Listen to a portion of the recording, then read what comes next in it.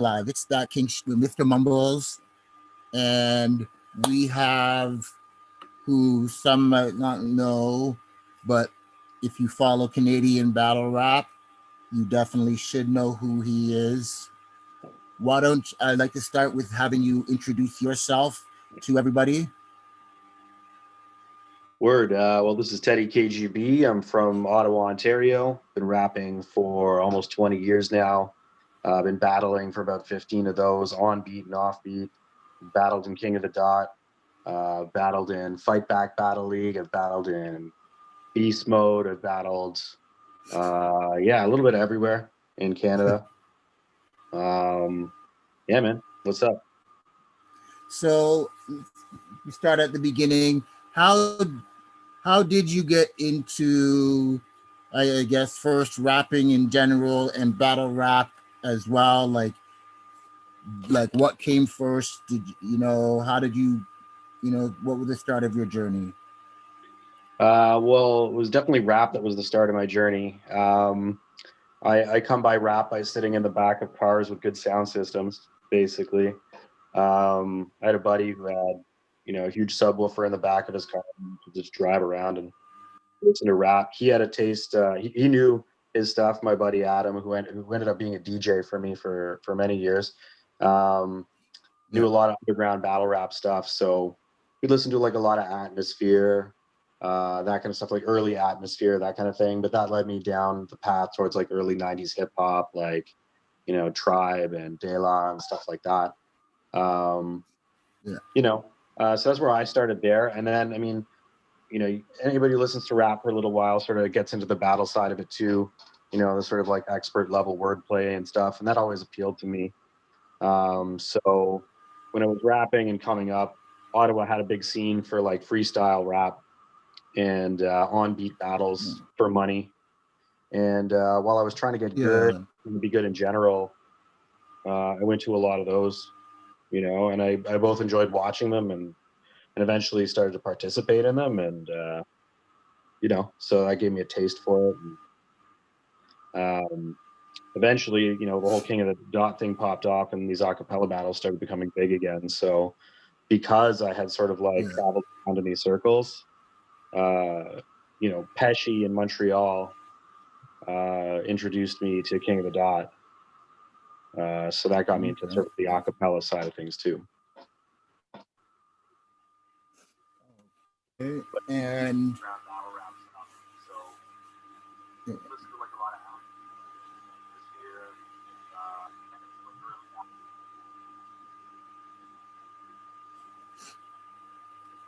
Hello? Yeah, Did I can you hear freeze me? or? Oh, there you are. Okay. Yeah, I can hear you now. I I don't might know have if missed it's me or. Not sure. I might have missed a question. Okay. Do you So have a you were question or talking anything? about. No, I just you kind of froze for the system. I think my thing froze. Oh, okay. You were talking about listening to Atmosphere and stuff like that. Yeah, man. So like Atmosphere, which led me to a lot of early '90s stuff. Um, like De La, Tribe, and that kind of thing, and all sorts of other influences as well, like both modern and weird and off the beaten path. Like I listen to a lot of like British rap in the underground scene and stuff like that. But Ottawa had like a after a little while you get into sort of like I think every rapper gets into the battle side of things, and they like Yeah. kind of enjoy the sort of like expert wordplay type shit. So I started to get into that, and Ottawa had a big scene for like freestyle battle rap stuff. Yeah. They had an event called Last Man Standing, which was super dope. So I went to a lot of those, really enjoyed watching, and then eventually started participating, and so like that was dope, Yeah. and that kind of led me to King of the Dot So eventually. you make music? Yeah. I remember when I actually remember you from then, like from King of the Dot, because I used to watch it from there, and I was always tempted to go, but I just never got to literally PvP used to invite me out, and every name he gave me, I just wasn't entertained, and I regret it now. Yeah. So you said you started with rapping, and I believe you sent me your Spotify. So you still make music, right? Like Oh yeah, currently, yeah. or Yeah, like I work in a lot of different aspects of music. Like I make music, and you know, I released a single that came out in the summer, but you know, obviously a lot of things happened between then and now. So I haven't had too much time to release some of my own, but I also work out of a studio and record and mix a lot of music as well. okay, So you know, that's uh, good. working on a new project for Corms the Cancerous. That should be out this year sometime, hopefully by the end of the year. We're just finished up the writing and the production for that. Now we got to go into recording and mixing, but it should be coming soon. So that's exciting. Um, but yeah, man, like, and then I do a lot of like management stuff as well for different artists and consultation, just sort of help artists along, get their stuff recorded if they don't know how, get their music out if they don't know how, type of stuff. You know, a lot So of do people you out like there that know how produce as to. well?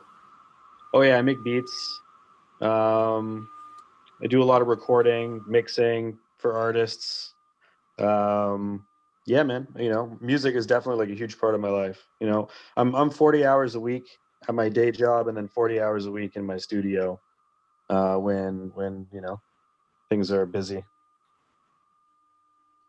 So what do you which one do you like more, making music or doing battles? I like making music, I'd say. Not that I don't love making battles, but battles to me have always been kind of a tool to make better music to me almost. You know, like Yeah, it's a way to sharpen the blade. Um, it's a way to up your game, you know, challenge yourself to get better. yeah. But then once you're done, you can take all those skills, all those things you learned back to your songwriting.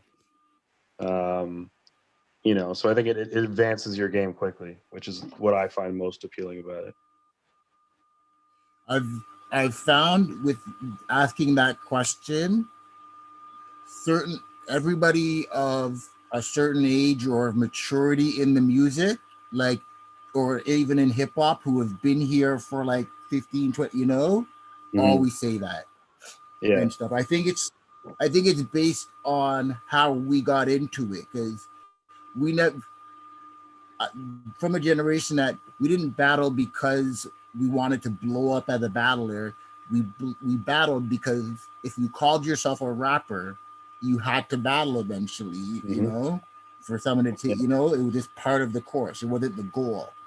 Yeah, man. So Like I I think we remember, you know, coming up in the scene for me, like I remember going to a lot of shows and then stepping out of a lot of shows to a lot of rappers outside in a cipher, you know, and then yeah, you'd want to be a part of that cipher, and so you try to jump in the cipher, and if you were not good, you would be expelled from the cipher viciously. You know, you would be yes, verbally destroyed, and so like you had to win your access to the circle, mm, you know, and that's the mentality you started with, you know, like so it's kind of just a way of life thing. It's like, you know, if you're doing it, that's part of it. um you know, at any moment at the drop of a hat you might have to draw guns basically with your opponent, and things are going to go down, and you know, to me as well, you know, I always heard it on beat, you know, so it's kind of intrinsically tied to music for me in that way. And then of course a lot of these younger people are from a different generation, may have grown up in that era where battling was happening without pretty regularly, you without the know. beat, Yeah, yeah. so it's just Like different I mentality. remember there's a league called Verbal Warzone. Have you Hmm. the Verbal Warzone that they do battles on beats? And I remember literally seeing people comment, "What's this stuff? Battle on beats? What is Yeah. this shit?" And I was like, oh, it hurt. Yeah. Yeah. So you just had a very good battle, a title match, uh, with what's it? Who Reading was black. it? Shoot. Yeah, Radiant Black. I interviewed him.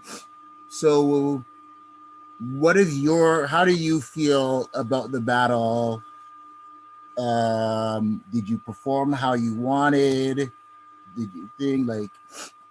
Yes and no, obviously. Like, it was a bit disappointing for me just because, I think losing that battle was mostly on me, not really on what I had or my performance, really. Like I felt like I was in my prime for the most part. It was just that third round late changeup that I made that kind of threw everything Yeah, off. There was good momentum. The second round, a lot of people dispute with me because they felt that the Mortal Kombat angle has been played out a bit. But like for yeah, me, it was more a matter of like personalizing it and making it yeah, about him in a way that people haven't really done before. So for me, like I felt I was okay with that round, like as far as it going off the way I planned it to. The third round obviously was super disappointing to mix up those 8 bars that I missed. They were a good 8 bars, and it was just a momentum loss. I was able to recover, which I was happy about, and still kind of score some shots in that round. Um, yeah, but Raiden was pretty solid performance on his end too. So really can't front on that. I thought, he was doing his thing, and it's really hard to say that he didn't win that battle. Um, Not mad about it, like at the same time, like, I mean, of course, it would be cool to have the belt, but uh, as I said, for me, it's about having good battles more than it is about the reputation. Like, I just want uh, opponents that are vicious is all I really want. So yeah. I feel like if you have a title shot, you kind of your presence is felt, and like I'll still be able to get good opponents and good battles. So to me, it's all the same at the end of the day. Do you have a hit list for 2021 and beyond of people you want to battle, stages you want to get on, or anything like that? Do you have anything scheduled? What's the plan for you right now? Well, yeah, I mean, the world's a weird place, obviously, but I think, even though Rich stepped out of the position, he's still on my hit list.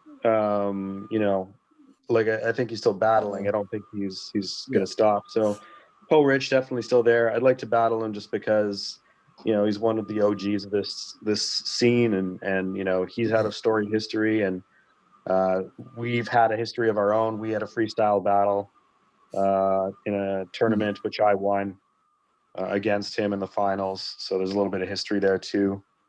Um, I think it's just a fun battle I look forward to because I respect his pen game on the acapella tip like majorly, and he held that title for 3 years for a good reason. So he's on my list. As far as other leagues and stuff, when I was stuck at home and throughout all this, I've been battling online on beat for Bars of Death.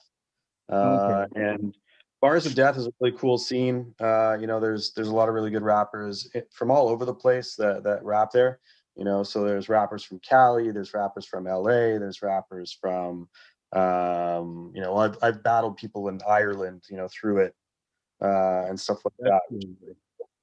cool. Um, but like they're planning on eventually, if when all this stuff eases up a bit, Yeah. uh, they'll be able to do some live stuff.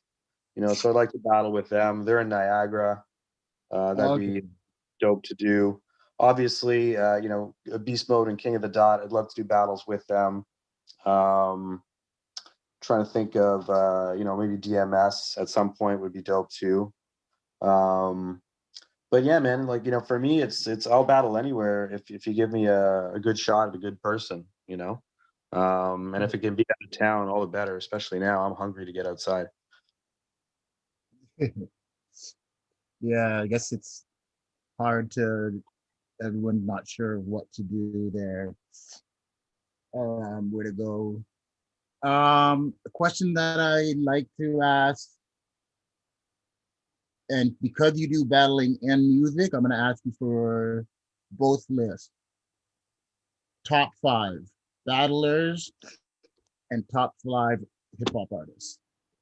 Oof, okay, Who are that's tough. you? Okay, so sorry, battlers.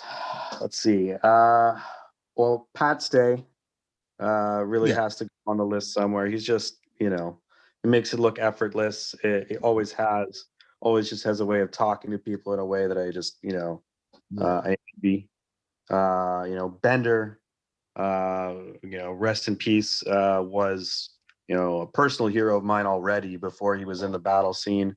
mm, I knew him well, but always respected just that authority, the way he yeah, could speak with just like a true voice, and had a pen game that was just like kind of unmatched in my opinion.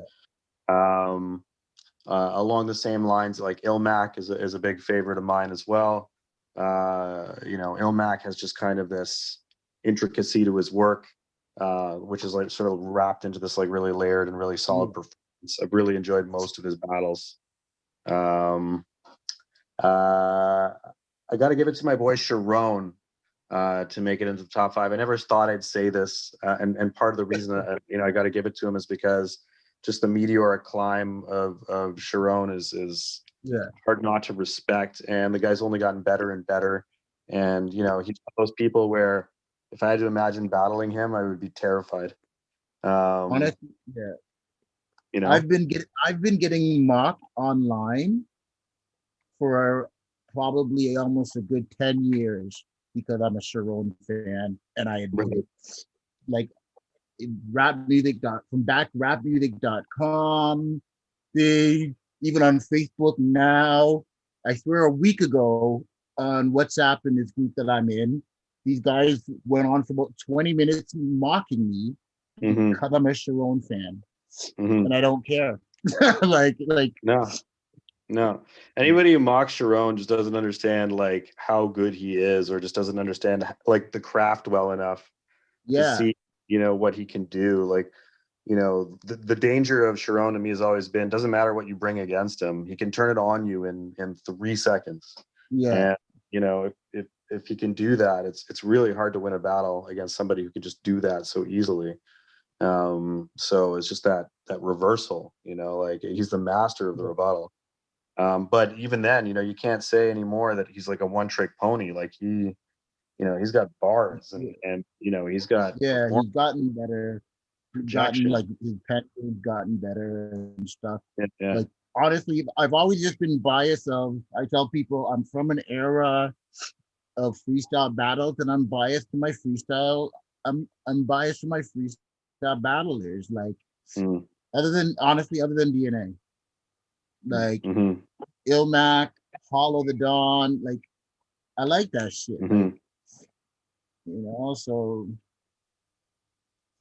but Yeah, man. so who are your artists? Your hip hop artists? Okay, so artists. Well, lately, especially, I've been feeling Aesop Rock. Aesop Rock is like started out as one of the weirdest MCs to me, and I Yeah. never really understood him. But as I've grown as an artist, like he's really become like one of the best writers I can think of. Huh? And his production's really solid. The theming of his albums is really solid. You could listen to his songs 100 times and still find stuff you didn't you missed before. Um, and I'm a big fan of that stuff. Like just the writing that makes you just sort of like wince and go like, oh, I can't believe somebody thought of that first, and that kind of thing. So he's definitely up there. Um, Along the same lines and kind of in the same way, and obviously as well, rest in peace, MF Doom. Doom definitely top five for me. Huge influence on my life and my music and my beats and my style, and also kind of like the way I saw a successful rap artist. Because of his Mm. kind of ability to kind of live in the background and still be a respected figure and mysterious and again with the writing that you'll blink and you'll miss it, kind of stuff, and Yeah. you'll miss it on pass two or pass three, but on pass four you're going to be like, oh my god, it's genius. So he's definitely got a big place in my rap influence, I'd say. um Also, yeah, like rest in peace, Idea as well. Idea was a big influence for me in terms of like freestyling, in terms of battling, in terms of participation in that underground scene. Like the sense that like because I was about his, I'd met him a couple times, which helped. Yeah. And you know, he really kind of helped influence me in that way, just because we were I think about the same age, ish. So like, you know, you kind of felt Yeah. like possible. And again, like his writing was really solid, and I was really into that at the time. Um, Trying to think who else I can shout out here. Uh, I want to say I want like there are people that I want to say, but like over the course of their career became like less and less. So it's weird how like I had influential ones that when I was younger, but I don't know if I'd call them in my top five anymore. It's like how I mentioned like Atmosphere to me was huge and influential growing up, but I don't know if I'd put them in my top five anymore. You know, Uh, again, lately in terms of like modern like Joyner Lucas, I'm feeling like big time these days. Uh, definitely. you know, I'm really Just the feeling that creativity. kind of really strong like songwriting vibe, you know, like where Yeah, it's got a clear purpose to each song. Um, definitely. you know, that's A something lot to of me is thought. evidence of a good artist. Mhm. Um, there's an old school like Slick Rick for that sort, you know, sort of storytelling, like learning how to Yeah, story, learning how to like take people through the thread of a track. it's not writing the lyrics and yeah, it's very thought provoking and stuff. Yeah, yeah, and just sort of like, you know, drawing characters and stuff like that was a big part of what he did too. You know, like the illustrating, you know, like the kind of um Yeah. yeah, just taking you through again, like, you know, the storyteller for sure. Like that's some of my favorite tracks. And you know, uh, like not an artist themselves, but like nonfiction was super influential to me as well. Okay. When I was coming up in the scene. I like it's toss up between them and Jedi Mind, honestly. But from like that era of hip hop and kind of like the mixture of like track writing, but also like heavy battle and heavy like bars. You know, it was a big influence on why I wanted to write those kinds of bars and the So, gut kind of heaviness. what would you say is your sound? Like, because it seems that what you listen to is a very underground thing. Is that your sound that you try to make as well? I mean, yeah, I'd say like it definitely influences it for sure. Like, you know, I've Yeah. always tried to take my music from a position of like appreciation. You know, I've Mhm. always been kind of like like student of hip hop, if you will, where it's Yeah. like, you know, I came into it kind of like I want to say like later in my life. I say later in my life. I was like 19 when I got into it, but like for a lot of the people that were around me, you know, they had Yeah. been living it since they were like in the fourth grade or whatever. Yeah. So for me, it was always like, you know, I wanted the recognition for doing, you know, making good music or music that was what people, you know, respected. Yeah. But I never endeavored to do it anything other than, you know, be myself. So like, it's not that I was trying to fit a particular mold in, you know, in any kind of way. It was just that, you know, I ended up being there, I guess, because of all the people that I respect and all the If people you that, could you know, hold on a help. moment, I just gotta turn off the video for a bit. I'll be right back. Okay. Just, Okay, word. sorry about it. I'm right here actually. I'm just let it turn on the video. A question that I ask all of the artists that come on. What is your best and what is your worst experience that you've had being involved in like battle rap and stuff like that, or events and stuff like that? Right. Um, yeah, I mean, some of my best, uh, it's actually, it's funny because they're closely related. I think it was Blackout 3 was a King of the Dot event, which is a pretty cool event. The event itself was probably like the pinnacle of battle rap for me. There were a lot of really good battles that took place. You know, a lot of heavy hitters. They had the whole like not knowing who was going to be performing thing happening, and that was really exciting. So like, you know, and that was kind of at the peak of battle rap. So like, it was a venue of I think like 1,000 people. Definitely the largest battle rap event I'd ever been to. You know, Yeah.